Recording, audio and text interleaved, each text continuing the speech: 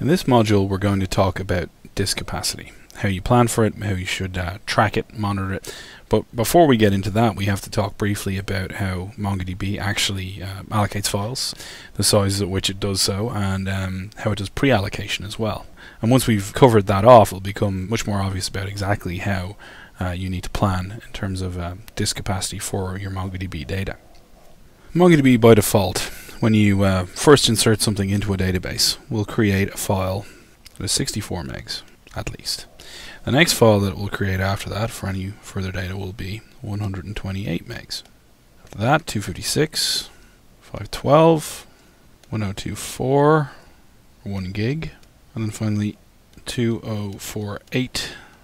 And that's when it's reached its maximum size. So it's basically doubling each time until it reaches the maximum size of 2048, at which point it will continue to allocate 2048 megabyte files as needed.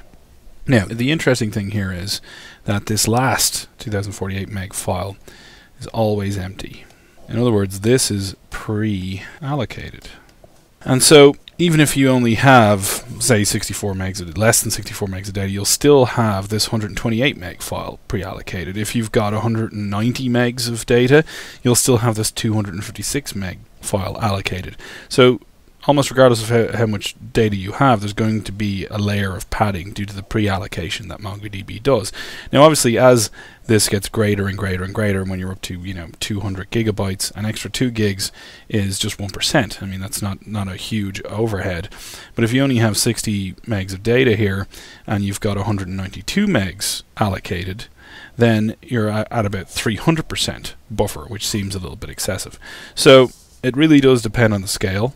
But that is how the allocation works. So think of it this way. You've got an empty file at the end. This is your pre-allocated sort of buffer, if you like, so that you don't have to wait for a new file to be created for you to insert new data or move data around. But as soon as a page is allocated, MongoDB will kick off and pre-allocate the next data file. So this behavior seems quite logical, but it also leads to some interesting behaviors which we're going to explore in just a second. But just as long as you understand that, this is your original empty pre-allocated space waiting to be filled. As soon as a single document gets written here, as soon as there is any usage of this whatsoever, MongoDB pre-allocates the next one. And when you're at your maximum size, these will all be 2 gigabytes. And the next one will be 2 gigabytes, and the next one will be 2 gigabytes. We're already gone over data file pre-allocation, but there is another file on here that you'll often see people query about, and that is the journal. The journal will be pre-allocated as well. And in the journal's case, by default, it will create 3 files. They're all going to be 1 gigabyte in size. And that's what will be pre-allocated for the journal. And that pretty much covers your pre-allocation. In fact, the one other space that may be allocated in advance or without any user intervention is the oplog. So the oplog is actually provisioned once you initiate a replica set and create an oplog. This will default to 5% of free space unless you explicitly specify an oplog size. So let's actually walk through that with a known hard drive and see what this actually would look like. Let's take an example. So we've got a 100 gigabyte drive, and we're going to put a replica set member on here. So we add the replica set member, so that means that our oplog is going to be allocated. And it's going to be 5% of free space. Let's just pretend that the 100 gigabytes is actually what's free here. Makes the math nice and easy. So 5% of 100 gigabytes will just be 5 gigabytes. Your journal, by default, as we mentioned before, will do 3 gigabytes. And you haven't actually inserted any data yet. But let's assume that you actually log in and you, just to make sure everything's actually working, and you insert something into a test database. So you have one database, one doc. That one document is going to go into your first allocated data file, and now that is essentially not your pre-allocated empty one anymore. So to satisfy that requirement and have a pre-allocated empty file in the end, we're going to have 128 megs. So you have stood up a replica set member, you have inserted one document into one database, and you're already at 8,192, which happens to be 8 gigabytes filled on your disk. Now, there's obviously ways that we can tweak this and mitigate this. There are configuration options to let us specify the size of the oplog. drop that down. There are the small files options, which will first of all drop these journal files down significantly. I believe they're 128 megs when you turn on small files. So let's say we specify this one to be 1 gigabyte. We say the oplog should only be 1 gig. The journal we're running with small files, so that becomes 384 megs. And then the initial allocation is divided by a factor of 4, so we get 16 megs, but we still have 2. So the next one is going to be 32. And that gives us 48. So with the tweaks, in other words, specifying an oplog size of 1 gigabyte, specifying small files equals true, we drop from about 8 gigs of disk usage all the way down to 1,456 megabytes. So you can see how people can be somewhat surprised by the allocation of space initially in MongoDB. And so if you haven't provisioned a significant amount of space, you can easily run out quite quickly, particularly if you start inserting data at any significant rate. A couple of notes on the options that I mentioned there. Oplog size equals 1024 would be how you do it in a config file. Dash oplog size 1024. Similarly for small files in a config file, small files equal true, or dash small files, and then the command line option would give you the reduce sizes that I mentioned. One of the times where this can often come into play is when you're provisioning an arbiter. Now, the properties of an arbiter, as has been described previously, is that it doesn't carry any data. So there's no data here. However, when you start up a MongoDB process, it doesn't know that it's going to be an arbiter by default. In fact, it won't know that it's an arbiter until you add it to the replica set and pass in the arbiter true option, or you use the add arb command or similar. So when you start it up, it's going to go through all the same bootstrap processes that a normal MongoDB process will actually go through. So it will do pre-allocation, and that means that the journal will take up 3 gigs. Now, it won't allocate an oplog here. There will be a local database that's going to store some data about the replica set, so there will be a little bit of space usage, probably the standard sort of for the local database. It's smart enough not to do the oplog 5% allocation.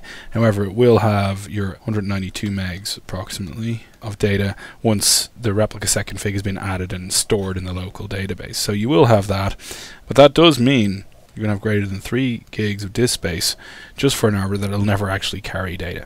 So if you know, and you specifically know, that you're going to provision a particular MongoDB process as an arbiter and only ever as an arbiter, then this is the one case where you can run with --no journal, or the equivalent no journal equals true in the config file.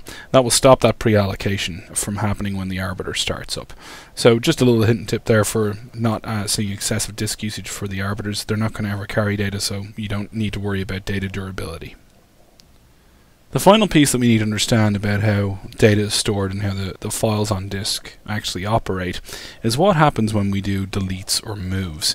So let's say we have a subset of the data files we talked about before. Say we have our 64 megs here and 128 here, and we've added some data in here, so this is actually up to 256.